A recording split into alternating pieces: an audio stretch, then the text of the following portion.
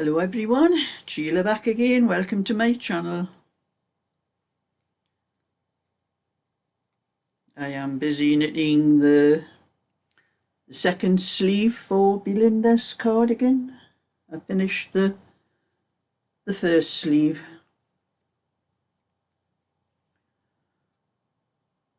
Done. Just have to finish this sleeve and then I'll be able to put the bands and that on.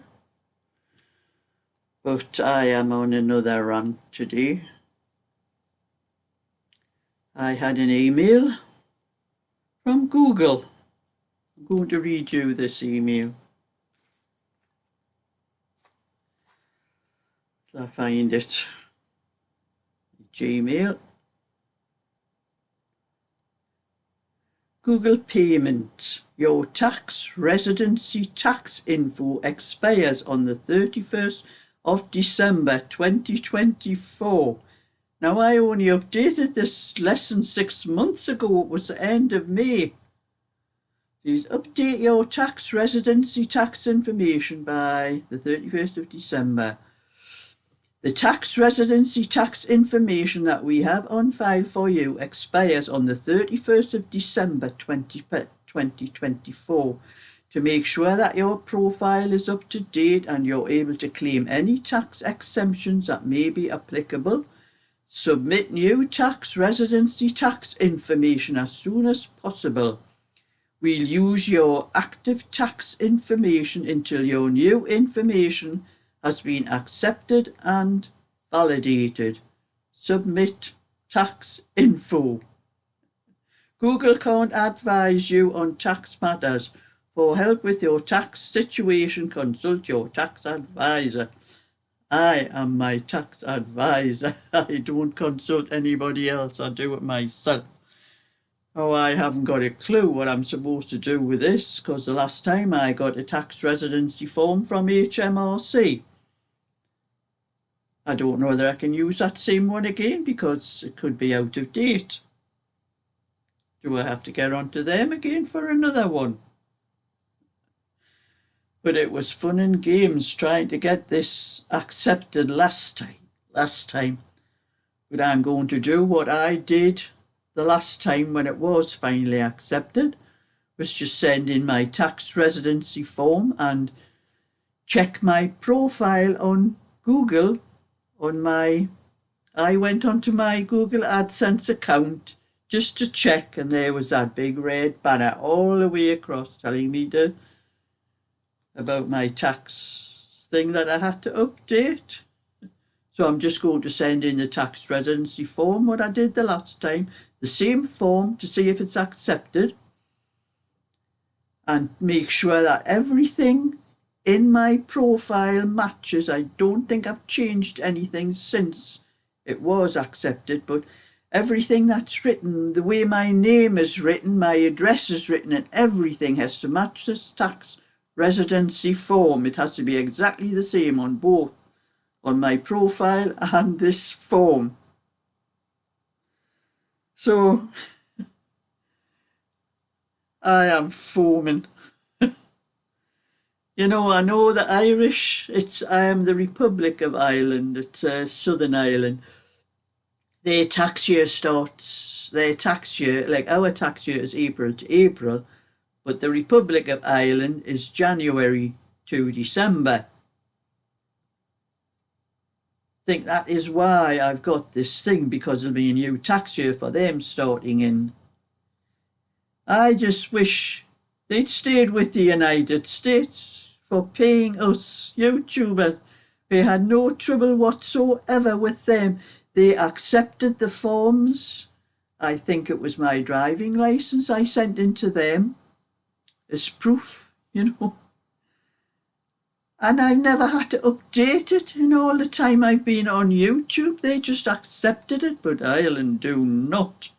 They are a different matter. So I will probably be letting you know what happens, whether they accept my form or I've got to get down to HMRC and get a new tax residency form. But I have got no intentions of leaving this country, of emigrating from here. I'll be here until they take me away in my coffin. It's unbelievable, you know, it just is. And I think a lot of other people, I started Googling it, and a lot of other people have been getting this thing exactly the same as me. They've just updated their thing this year sometime, and they're having to do it again. And they're all worried that they've had such a lot of trouble getting it accepted like I did. I don't know whether they've made anything easier in this Irish thing or not, but I will find out. And you are sure to know when I do find out. I'll shut my phone down. Oh, and that just reminds me, I'm only on 27%. I better charge my phone up. I'm going to my granddaughter's this afternoon. I've got my wire here. I'm going to plug it in and get it sorted. So anyway, that was a little bit of that rant over with. Get on to my knitting now, and I am knitting Belinda's this morning because I'm going down my granddaughter's this afternoon, so I won't get much of any knitting done. So I've decided I'm going to concentrate on this cardigan till I get it finished, and then concentrate on Val's, and I'm just not going to bother with the little things I do in the morning until I get these finished, because it's getting later and later in the year, and I did want to do some Christmas things like coasters, and I was wanting to knit hats and things like that. Don't know whether I'm going to have time for all of those things, but that's what I'm going to do. I'm going to concentrate on these until I get them finished. And then I can concentrate on my friends and get hers finished. Because when I had my friends at bingo on Thursday, she said to me, when's the next time you're going to be doing some more on my cardigan then? And I said, well, maybe it's on Sunday when I go down my granddaughter's. I says, I'll take it with me, because I says I'm not going to do it during the week when I'm trying to get other orders finished. So I says, I do the orders in the order I get them. I says, and yours is after Belinda's, but I says, I don't like taking orders down my granddaughter's in case I make mistakes. So she says, oh, so you're going to take mine. It doesn't matter if you make a mistake on mine. No. I says, look, shut up. I says, if I make a mistake, I'll put it right. Mine doesn't matter, she says. All my knitting matters. If I make a mistake, I put it right. So anyway, I did manage yesterday to do a little bit of everything. And I'll finish this row down. I'll put this knitting down in a minute. Down my last stitch. Put that down. And I was doing some more of the blanket with this, and I've pulled out a couple of balls, and they're all little bits that's on it. Where I was pulling these are coming off little bits like this. So I have found another way to join this wool. Where I showed you before, I was joining two pieces together like that and stitching them down. Well, I've noticed with this, there's some white thread runs through, very strong thread it is, that runs through the middle. So what I have been doing, I'll show you. Put a little tub there. You see the white thread there? I've been pulling it's hard to get it off, but it's very strong. It does not snap. I keep pulling till I have a good length. So I've got a good length there. You can see on that one. Put it down there, you can see better against my sweater on that one. And this one, I'm doing the same on this one. This is another one, I'm going to join it.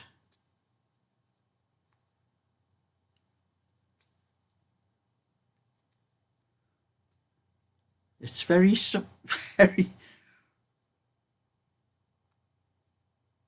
well made, this one. That's coming. I had a lot of trouble getting it off that one. I've got little bits of fluff all over my pants and I'm pulling up here. I have a little tub on my thingy I'm putting the bits in.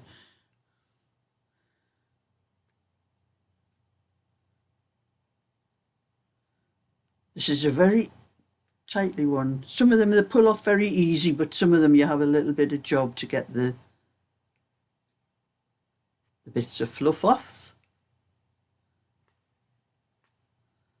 There, so I've quite a long length on there. You can do a bit longer than that if you want, but now where I put that in? Now I've got the two ends here together, and I am just wrapping one weight around a few times. And I've missed that, I've only went round with one strand. It is very strong. I have tried my hardest to break it and it will not break. So I'm wrapping it around a few times before I actually tie it. Tie it in a knot.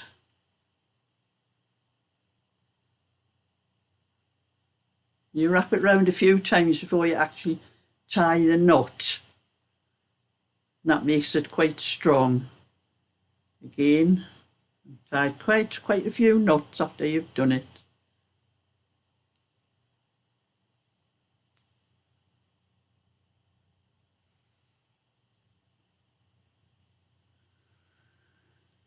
So that's the two ends in, and just cut the ends off. Leave a little bit. Don't cut right down to the edge of the knot, but cut a little bit off. Leave a little bit like that.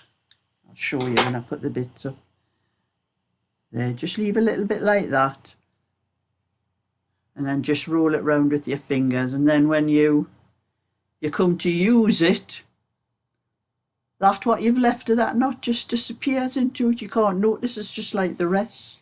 It's much easier than sewing it.